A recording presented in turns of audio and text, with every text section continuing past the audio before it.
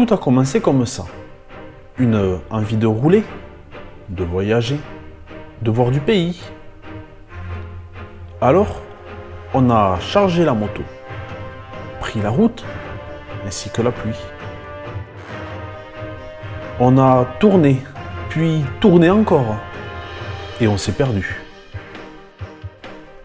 Tout ça pour finalement y arriver. Oui, on l'a fait. Et c'est ainsi que je vous propose de nous accompagner dans la suite de notre road trip à la découverte du Cantal. Let's go les amis!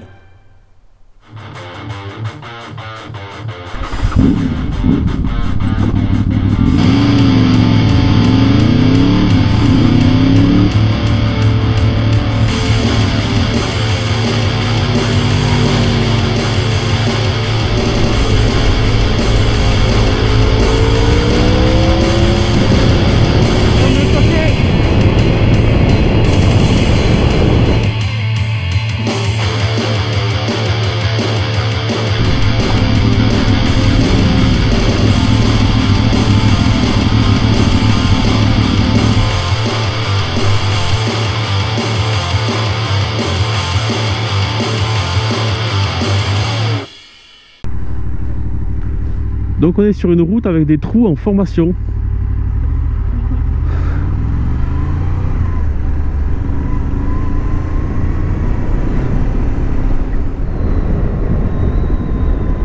Oh putain, ouais, il y a des bons trous en formation.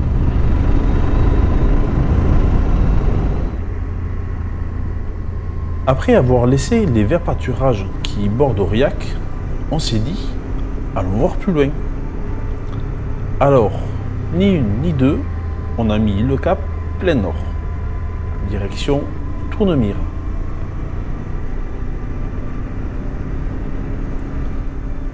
Là, ma VFR, elle avait soif d'en découdre.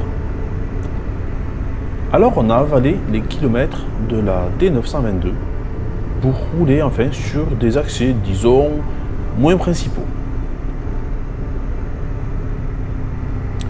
Au rythme guttural du V4, quelque peu feutré par les chicanes, nous avons arpenté les courbes boisées du Cantal. Admirer cette sublime hêtraie, on s'y croirait. Parce que, quand même, au point où on en est, je dois vous avouer que pour moi, mais il est devant. Jusqu'à ce que je pose enfin mes roues ici, dans le Cantal, ben pour moi, le Cantal, ce n'était pas vraiment de la montagne. Quand je pense montagne, je vois le Tourmalet, le Côte d'Aspin et tous leurs copains. Des falaises, des virages et même des vaches. En fait, quand je parle montagne, je vois mes Pyrénées, avec ses sommets découpés et ses lacs aux couleurs envoûtantes. Mais alors Doudou, si c'est pas de la montagne, qu'est-ce que c'est? Cette vallée est-elle si différente de tes vallées pyrénéennes et ces petits villages isolés? Et sinon on descend, on y va à pied vite fait.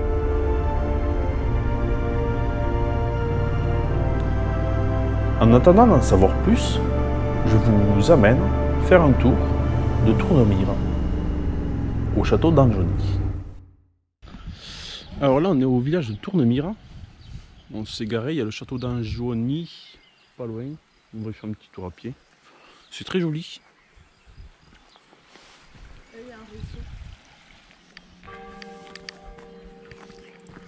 Petite mare sympathique. Enfin, c'est pas une mare d'ailleurs. Sur la vallée de la Doire se dresse Tournemire, petite bourgade d'une centaine d'habitants, perchée à 780 mètres d'altitude. Le village fait partie de l'association des plus beaux villages de France. Mais aujourd'hui, ce qui nous intéresse, c'est avant tout son château. Au début du XVe siècle, Louis d'Anjony, qui était un compagnon de Jeanne d'Arc, a reçu du roi Charles VII la mission de représenter l'autorité royale dans le Cantal. Le château fut donc construit vers l'an 430. Pendant 2 siècles, une vendetta opposa les familles des Anjonis à celles des Tournevire, occupant le village voisin. Au XVIIIe siècle, Claude d'Anjony ajouta un corps de logis plus accueillant à la construction médiévale. Malgré les péripéties subies par les Anjonis lors de la Révolution française, le château est resté intact. Jamais transformé, il permet aujourd'hui de le visiter tel qu'il était lors de son édification. Habité depuis lors par la même famille, il est ouvert au public depuis plus de 80 ans et il est classé au monument historique. Pour la suite du périple, on a pris la direction de Salers. Village emblématique du Cantal, connu pour son fromage, mais aussi ses vaches. Descendons cette vallée verdoyante et allons voir plus loin si on trouve enfin des petites montagnes. Et là, première vue sur les monts du Cantal. C'est tout bouché, mais ça va, c'est beau. Salers est un petit village d'un peu plus de 300 habitants, perché à 951 mètres sur un plateau à l'extrême ouest du massif volcanique du Cantal. Les origines du village sont floues, par manque de sources fiables. Certains disent que Salers aurait des origines italiennes, avec la ville de Salerne. D'autres, et c'est plus crédible, pensent que les barons de Salers descendraient des vicomtes de Murat. Ce dont on est sûr, c'est qu'au XIe siècle, la petite cité était rassemblée autour d'un donjon. La maison des Salers a participé à la première et à la 7e croisade, en 1095 et en 1250, aux côtés de Saint-Louis. Les fortifications datent de 1428, avec sa partie haute et les portes du Beffroi et de la Martille. La plupart des demeures en pierre de lave ont été édifiées à partir de 1550. Assiégée la nuit du 1er février 1586 par les Huguenots lors des guerres de religion, la cité a fièrement résisté au prix de 19 membres de la famille des Salers. Après la Deuxième Guerre mondiale, la commune a été modernisée, la halle de la place remodelée. Je vous invite donc, comme moi, à vous promener dans ces ruelles, à visiter son église Saint-Mathieu de Salers, du XIIIe siècle, et reconstruite de la fin du XVe au milieu du XVIe siècle. Et bien sûr, à déguster de si bons fromages de ce pays, disons, découpé.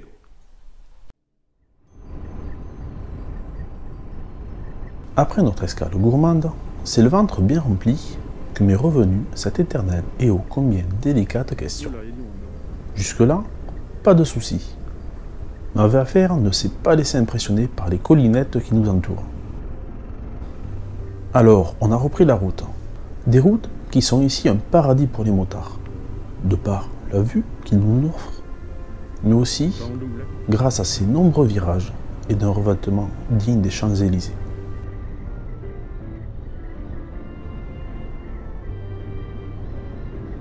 Mais dis donc, Doudou, tu nous parles de virages, ne serais-tu pas convaincu d'être enfin en montagne? Après tout ça, les vallées verdoyantes, les lacets... Un peu de bonne volonté quand même. Ouais.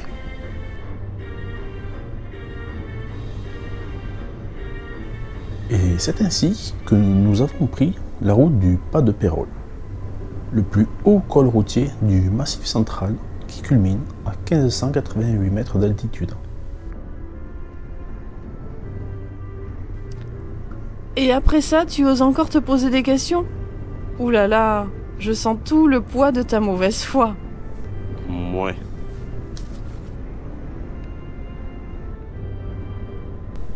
La montée est progressive, tout en douceur.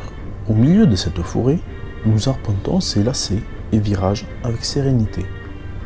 Sans excès, mais tout dans le plaisir, on a suivi cette route jusqu'au bout.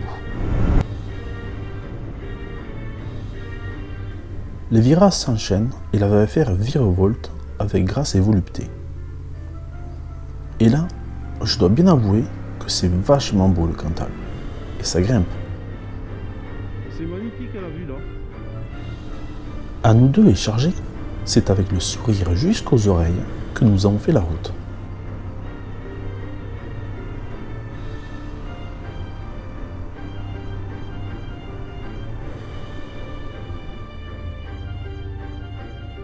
Et c'est donc en haut de ce col qu'on s'est retrouvés, comme tous les autres touristes, pour aller gravir le fameux, le seul, l'unique, le Puy-Marie.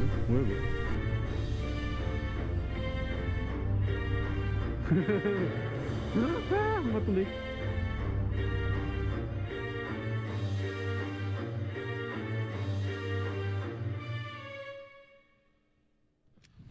Bon, le Puy-Marie, pour y monter, il y a des marches.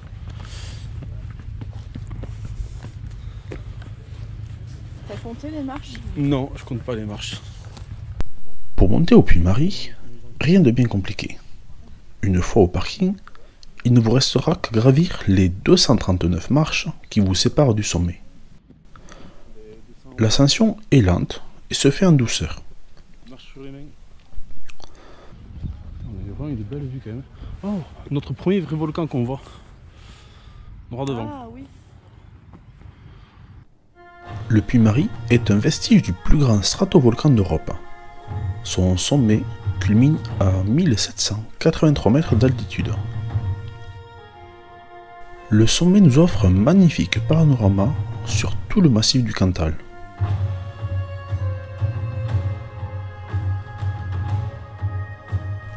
Et à l'heure de la redescente, en tant que montagnard, eh bien, je reconnais bien que ce que j'ai devant moi, mais aussi autour de moi, je vous l'avoue, c'est magnifique.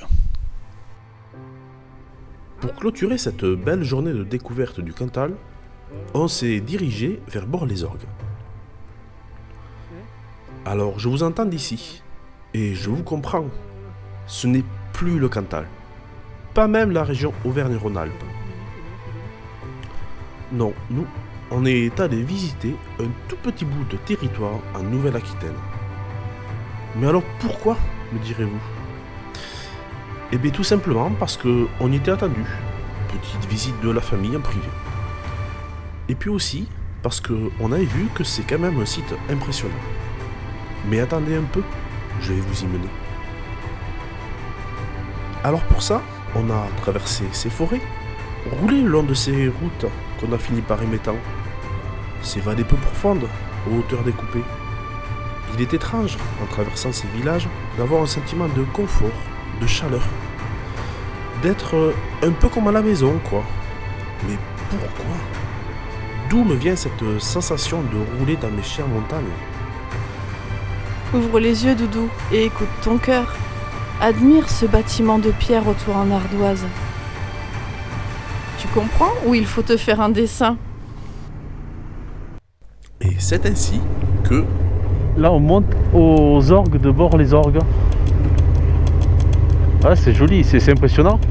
De loin ça fait petites orgues. Et là en fait ça fait vraiment des grosses colonnes. Bon, il y a trop de... Coupez-moi les arbres là.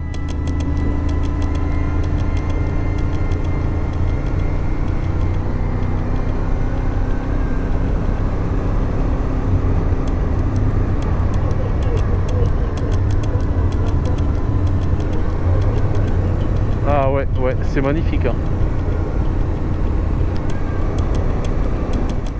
Quand on arrive sur le plateau, la vue qui s'offre à nous est juste de toute beauté. Par contre, si vous voulez voir les orgues de Bord-les-Orgues, je suis désolé, mais il vous faudra y aller de vos propres moyens. Je n'ai pu, hélas, ramener aucune image. Mais n'hésitez pas à y aller, ça vaut vraiment le coup. Une petite promenade de quelques minutes pour aller à un promontoire, pour admirer et la vallée et les orgues. Faites le détour.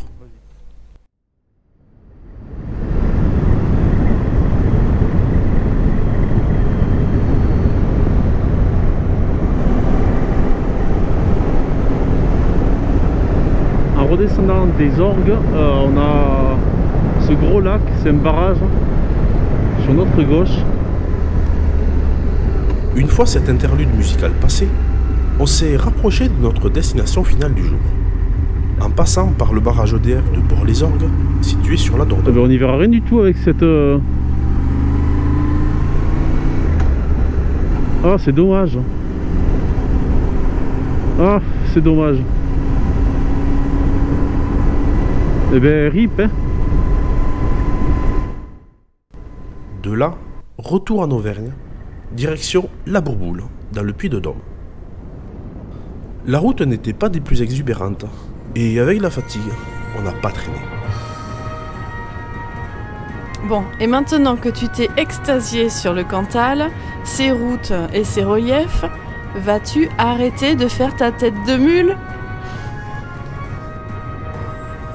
Oui, je te l'avoue, le Cantal et son massif, c'est pour moi une des plus belles montagnes de France. Mais attends, tu n'as encore rien vu. Dans la prochaine vidéo, on va aller chercher les volcans et voir des ouvrages d'art de toute beauté. Pour ne rien louper de ce qui va suivre, abonne-toi, lâche ton plus beau pouce, commente la vidéo et on se retrouve dans la dernière partie de notre road trip dans le Cantal. Vé à vous les amis.